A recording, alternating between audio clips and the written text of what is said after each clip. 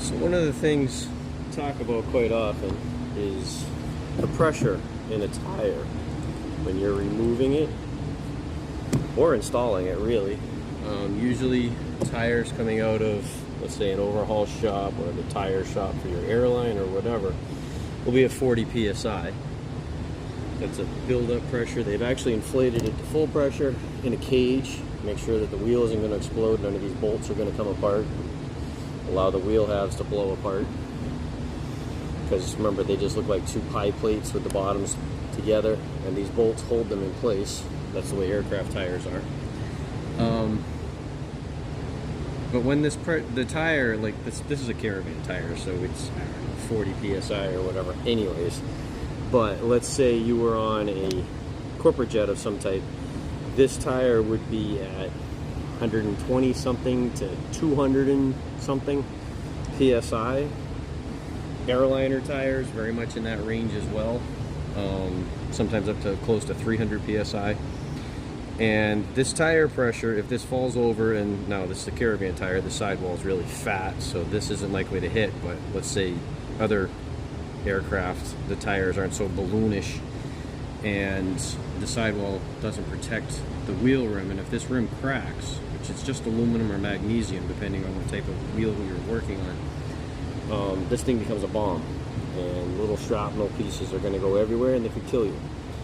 So I've often recommended getting one of these valve stem removal tools. Now the issue when you pull the valve stem though is when you unscrew it, you have this little thing that goes shooting out at very high pressure behind it, and it could stick in somebody's eye, it could go somewhere you don't want it to, it could injure you. Not a good idea. So another idea that actually works very well, and I actually got these with a tire pressure gauge, but these are designed to thread on, and this one is so you can have a gauge attached, but this threads on and seals onto that valve stem. And because it's wide open, because I don't have a gauge on it, and I thread this on, it starts deflating that wheel. The other one you can have, this is a adapter for like mopeds and I think motorcycles, some types of bicycles, to get the valve stem out to where you can reach it in a wheel, maybe with a fairing, like on a motorcycle or something like that, a motor scooter. And this also, now this one actually came with a valve stem inside, a Schrader valve inside that valve stem, and I removed it so that now I can use this as my deflation tool. You can also, if you look around, you'll find them for off-roaders. They will have a thing that screws on, looks sort of like a valve stem cap, but with a big head. And usually you find them in a set of 4. I've also seen them where they all screw together into a stick you can carry on a key ring. But they're for off-roaders. Let's say you drove up to go off-roading somewhere. Now you're getting into soft sand and soil, and anybody who off-roads, even if you're going to go drive on the beach, like you go to Daytona Beach and you're going to drive your vehicle there, you need to deflate your tires to increase the contact patch that gives you the flotation so you don't dig into the sand. So you will deflate your tires a good amount, like I don't know, maybe 10, 12 psi in some cases, from the 30, whatever, 25, 30, 35 that your vehicle normally runs at.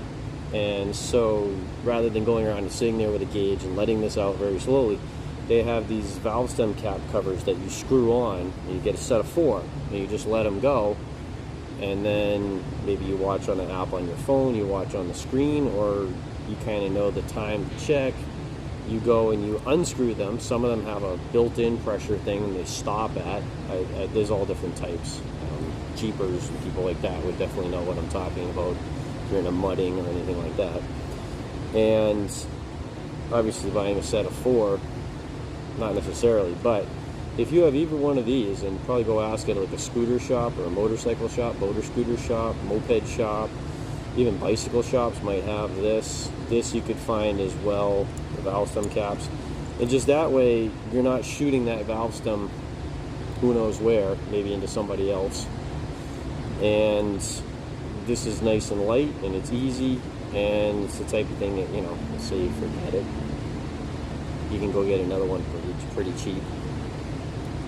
But just whatever you do, don't leave the wheel sitting around fully inflated, because as soon as you get that off the axle, it is a potential bomb when it's fully inflated. And I know I mentioned that Caravan tires are very low pressure, but I actually worked at a place where we operated a fleet of them, and they're nothing to sneeze at. Always deflate a tire before you go to split the wheel halves, which means unbolting the bolts.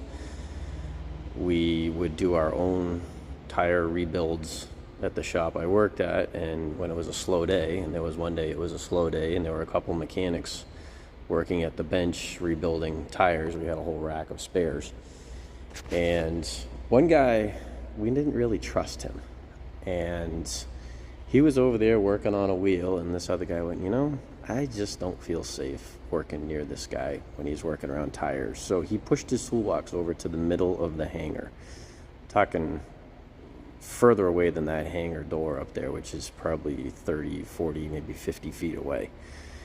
And wouldn't you know it, a few minutes later, kaboom, kalang, the brake disc goes flying off. He forgot to deflate the tire, and we're talking a tire that was probably 36 psi, maybe down to 32 from sitting on the rack for a while. And at 36 psi, that wheel came apart with enough force to throw the brake disc, which weighs about 5, 6, maybe 10 pounds, 6 or 8 feet. And luckily there was a scissor lift sitting there, and that's what it hit the side of, and not somebody, because it hit with enough force that it rebounded and landed a few feet away. Didn't just fall straight down.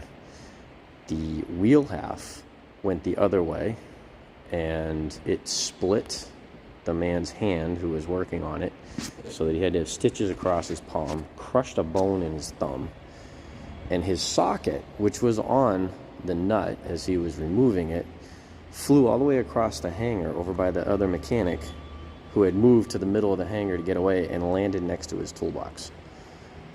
And that's 36 psi. You don't even want to think about what will happen at 100 or more psi.